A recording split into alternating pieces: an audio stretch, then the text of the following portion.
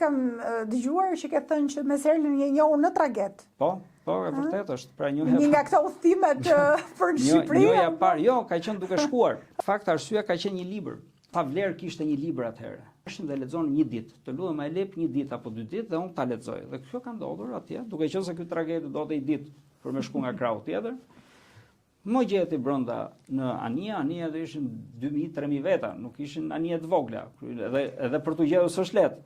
Nuk jetonte afër te? Jo, jetonte në Padova. Okej. Që është një distancë rreth 120-125 km nga Bologna, kështu që për ne distancë.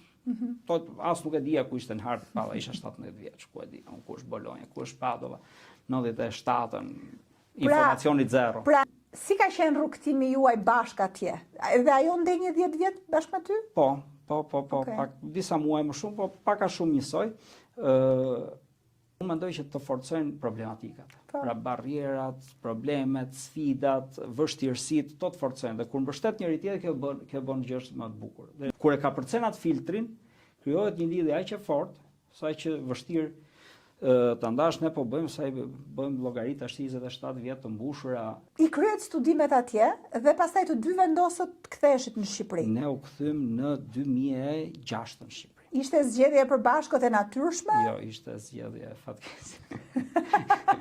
Si ishte? Ka qenë zgjedhje e përbashkët, do të thotë që unë vendosa të ktheheshim dhe ajo nuk e kishte me dëshirë që në fillim, po më pas kuptoj arsyetimin.